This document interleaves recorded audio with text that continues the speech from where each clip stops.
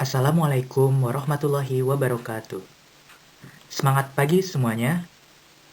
Kami, mahasiswa PKN STAN Prodi D3 Akuntansi kelas 406 akan mempresentasikan materi tentang Relational Database, yang mana merupakan tugas mata kuliah dari Sistem Informasi Akuntansi. Berikut anggota kelompok kami. Pertama, ada Erlanda Mawangsa, absen 9. Kemudian ada Nurul Latifah Dewati, absen 27, Rosyanti Nur, absen 34, dan Tia Maria Girsang, absen 37. Database adalah suatu sistem informasi yang menginterasikan kumpulan dari data yang saling berhubungan satu dengan yang lainnya. Tujuan database adalah untuk menentukan data yang dibutuhkan dalam sistem, sehingga informasinya yang dihasilkan dapat dipenuhi dengan baik. Data sendiri sebenarnya mempunyai hierarki atau tingkatannya. Hal ini bermanfaat dalam mengorganisir data-data tersebut. Berikut hierarki data berdasarkan ukuran dari yang paling besar hingga terkecil. Yang paling besar ada database, kemudian ada file, kemudian record, kemudian field, kemudian ada byte, dan yang paling terkecil yaitu bit. Semua data dari yang paling kecil tersebut nantinya akan diproses hingga menjadi sebuah database. Unit paling kecil dalam suatu database adalah bit. Bit ini sebenarnya adalah singkatan dari binary. Binary atau angka biner hanya terdiri dari angka 1 dan 0. Angka biner ini yang jika digabungkan menjadi 8 digit akan bisa mengidentifikasi sesuatu, baik angka, huruf, maupun simbol. 8 angka biner ini jika dikelompokkan disebut dengan byte. Jika byte tadi merupakan sebuah angka, huruf, maupun simbol, kumpulan dari byte ini disebut sebuah field. Field ini tidak terbatas hanya tulisan saja, tetapi bisa juga gambar. Field-field yang saling terkait akan membentuk sebuah record. Sebenarnya, record adalah sebuah baris dalam database. Record atau baris-baris dalam database tentunya sejenis, menggambarkan sebuah file. File di sini bisa juga diartikan sebagai tabel. Kumpulan dari tabel-tabel yang saling terkait inilah yang disebut dengan database. Ini merupakan contoh hierarki data. Yang paling besar ada database. Kemudian di dalam database sendiri terdapat file, yang mana di sini contohnya ada customer file, sales file, dan inventory file. Dari masing-masing file ini terdapat record. Contohnya dari customer file, terdapat record 1 berisi customer 1, record 2 berisi customer 2, record 3 berisi customer 3, dan seterusnya. Di dalam record-record sendiri terdapat field, yang mana sesuai dengan apa yang kita inginkan. Di dalam record 2 terdapat field. Field pertama berisi customer number, field kedua berisi customer name, field ketiga berisi street address, field keempat berisi city, field kelima yaitu state, dan field yang keenam yaitu zip code. Nah, untuk lebih jelasnya lagi, di akhir video ini akan dijelaskan bagaimana cara membuat relational database secara sederhana menggunakan Microsoft Access. Nah, selanjutnya kita akan mengenal mengenai perbedaan sistem file dan sistem database.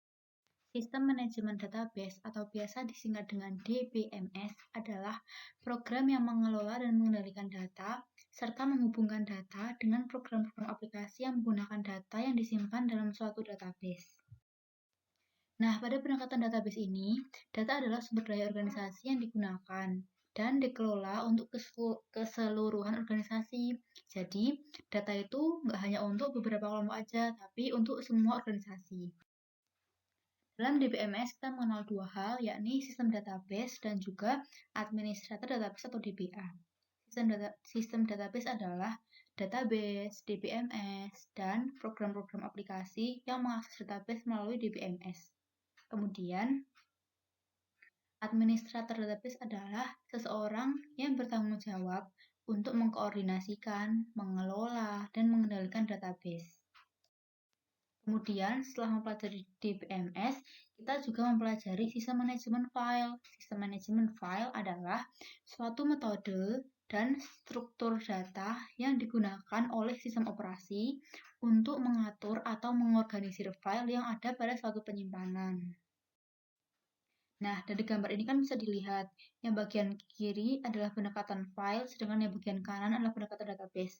Pada pendekatan file, kita punya beberapa file induk. File induk 1 yang berisi fakta ABCD, file induk 2 yang berisi fakta ACEF, dan juga file induk 3 yang berisi fakta ADEG. Nah, file-file ini saling membentuk suatu program, yakni program penjualan, program pengiriman, dan juga program penagihan.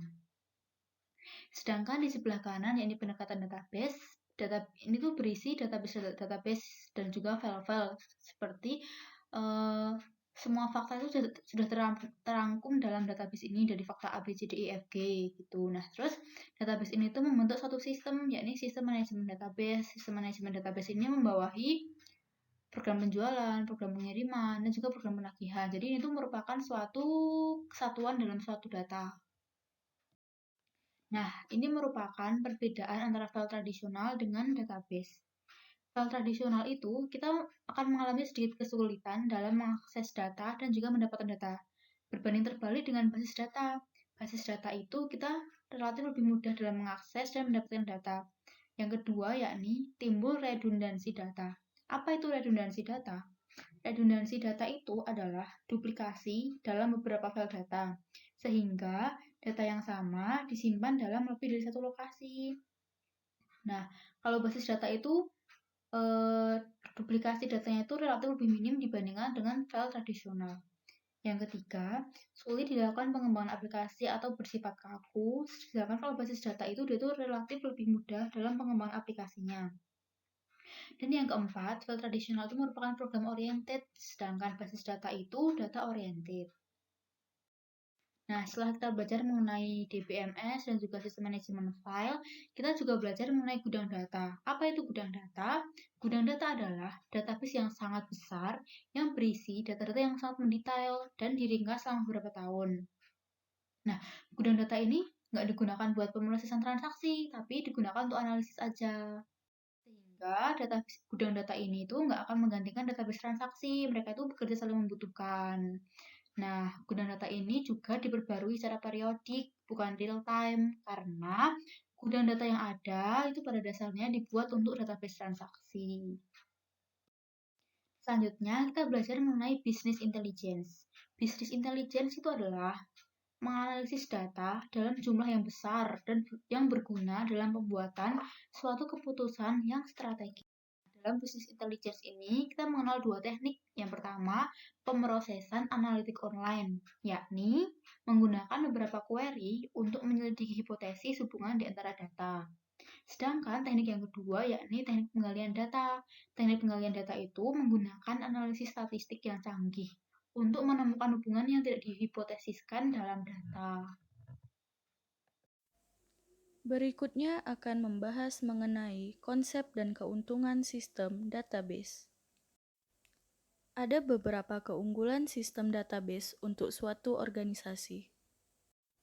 Yang pertama adalah integrasi data atau data integration. Beberapa file induk digabungkan ke dalam kelompok-kelompok data besar yang kemudian diakses oleh banyak program aplikasi. Contohnya, database karyawan yang menggabungkan file induk penggajian, personal, dan keterampilan kerja. Yang kedua ada pembagian data atau data sharing, yaitu data yang terintegrasi lebih mudah dibagi dengan pengguna sah. Yang ketiga adalah meminimalkan inkonsistensi dan kelebihan data. Dikarenakan item-item data biasanya hanya disimpan sekali, maka dari itu kelebihan dan inkonsistensi data dapat diminimalkan. Yang keempat ada independensi data atau data independence. Maksudnya, data dan program-program yang menggunakannya independen satu sama lain. Artinya, masing-masing dapat diubah tanpa mengubah yang lainnya. Independensi data memudahkan dalam pemrograman dan penyederhanaan manajemen data. Yang terakhir ada analisis lintas fungsional, yaitu Hubungan seperti hubungan antara biaya penjualan dan kampanye promosi dapat secara eksplisit didefinisikan dan digunakan dalam mempersiapkan laporan manajemen. Kemudian ada skema, yaitu deskripsi elemen-elemen data dalam database, hubungan di antara mereka, serta model logika yang digunakan untuk mengelola dan menjelaskan data. Di dalam skema ada subskema, yaitu cara penggunaan mendefinisikan data dan hubungan data. Ada 3 level dalam skema. Yang pertama ada skema level konseptual, yaitu tampilan organisasi yang luas atas keseluruhan database yang mendaftar semua elemen data dan hubungan di antara mereka. Yang kedua ada skema level eksternal, yaitu tampilan pengguna individu terhadap bagian-bagian dalam database, juga disebut subskema.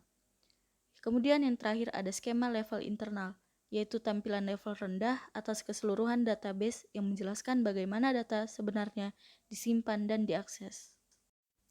Di dalam database ada kamus data yang berisi informasi mengenai struktur database yang mencakup elemen data, tipe bidang, program yang menggunakan elemen data, output, dan sebagainya.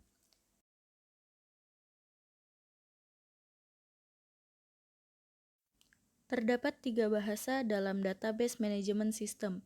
Yang pertama yaitu Data Definition Language. Berfungsi untuk membuat kamus data, membuat database, menjelaskan pandangan logis untuk setiap pengguna, dan menentukan catatan atau batasan keamanan bidang. Kemudian ada Data Manipulation Language, yaitu mengubah konten dalam basis data, membuat, memperbarui, memasukkan, dan menghapus data. Yang terakhir ada Data Query Language, yang merupakan bahasa DBMS level tinggi, seperti bahasa Inggris yang berisi perintah kuat dan mudah digunakan untuk mengambil, menyortir, memesan, dan menampilkan data. Sekarang, saya akan membahas tentang database relational. Jadi, database relational merupakan skema konseptual dan eksternal di mana tampilan data seolah-olah disimpan dalam satu tabel. Meskipun tampilan konseptual bagi pengguna tampak seperti informasi terdapat dalam satu tabel besar, tetapi satu set tabel ini berhubungan satu sama lain. Jenis-jenis atribut. Jadi, atribut merupakan ciri atau karakter yang membedakan antara entitas yang satu dengan entitas yang lainnya. Di dalam database relational, kita memiliki 3 jenis atribut. Yang pertama, kunci utama atau primary key, yaitu atribut atau kombinasi dari beberapa atribut yang secara unik mengidentifikasi baris tertentu dalam sebuah tabel. Yang kedua ada kunci asing atau foreign key, yaitu atribut yang muncul dalam suatu tabel yang juga merupakan kunci utama dalam tabel lainnya. Yang terakhir, bukan merupakan kunci, baik kunci utama maupun kunci asing, di dalam tabel yang menyimpan informasi penting mengenai entitasnya. Ini adalah contoh dari database relational. Di sini, kita dapat melihat implementasi dari jenis atribut yang sudah dijelaskan tadi. Sebelumnya, kita lihat ada 2 jenis tabel, yaitu sales dan customer. Dalam tabel sales, sales invoice adalah kunci utama atau primary key, dan customer adalah kunci asing atau foreign key. Customer adalah kunci asing karena customer merupakan kunci utama yang secara unik mengidentifikasi customer di tabel lain, yaitu tabel customer. Dan karena itulah, tabel sales dapat berhubungan dengan tabel customer. Dalam membuat database relational, ada persyaratan dasar yang harus kita penuhi. Yang pertama, setiap kolom dalam baris harus bernilai tunggal, atau hanya ada satu nilai per selnya. Yang kedua, kunci utama tidak boleh 0 atau tidak boleh kosong. Kunci utama harus mampu memastikan setiap baris dalam tabel menampilkan sesuatu dan dapat diidentifikasi. Hal ini mengacu pada aturan integritas entitas. Yang ketiga, kunci asing jika tidak bernilai 0 harus memiliki nilai yang sesuai dengan kunci utama. Hal ini mengacu pada aturan integritas referensial. Dan yang terakhir, semua atribut non-kunci harus menjelaskan karakteristik objek yang diidentifikasi atribut kunci utama.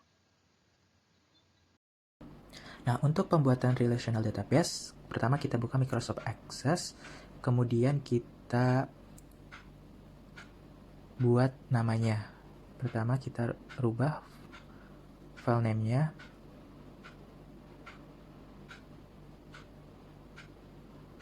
menjadi penjualan. Kemudian create, dan tampilannya akan seperti ini. Kemudian kita rubah tabel 1 namanya menjadi barang.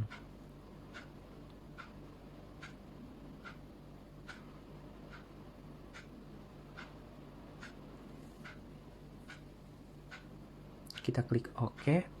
Kemudian isi field name-nya sesuai yang kita inginin. Misalnya di sini saya buat menjadi kode barang. Kemudian rubah data type-nya menjadi text. Kemudian di sini saya akan merubah size-nya menjadi 6. Itu terserah kalian mau berapa. Kemudian field name-nya saya isi lagi menjadi nama barang. Dan data type-nya kita rubah menjadi text tetap. Kemudian saya akan isi lagi menjadi harga barang.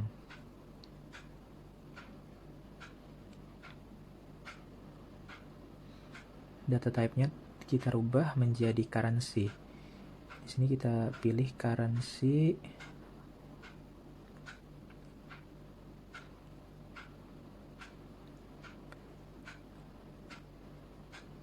Kemudian yang keempat ini saya akan isi menjadi jumlah, kita rubah menjadi number. Nah, setelah semuanya, misalnya kalian mau isi berapa, setelah semuanya selesai, kita kunci kode barangnya. Kemudian kita close. Yes. Nah, kemudian kita ingin membuat tabel yang kedua. Caranya klik tabel, dan kita rubah namanya menjadi penjualan.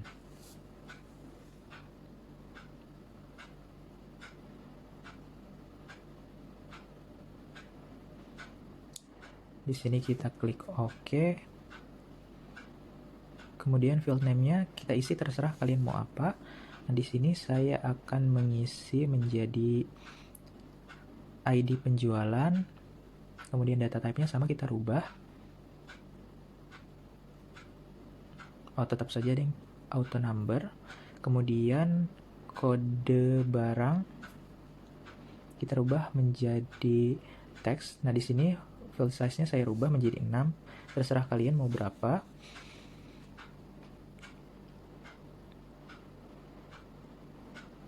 Kemudian yang ketiga, field name-nya saya akan isi menjadi harga barangnya, dan data type-nya nanti saya akan rubah menjadi currency.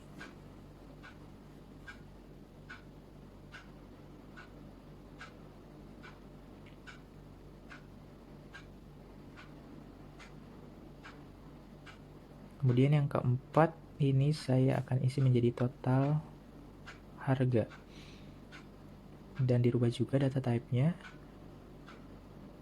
menjadi text.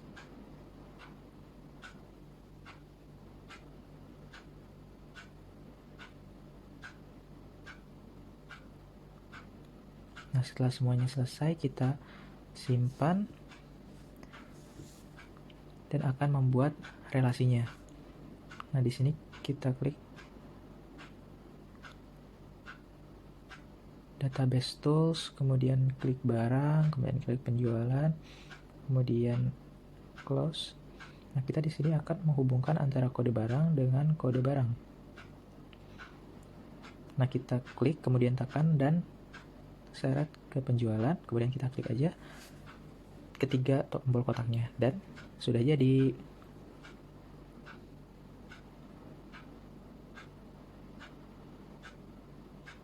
Maka di sini kode barang dan kode penjualan di kode barangnya akan berhubungan.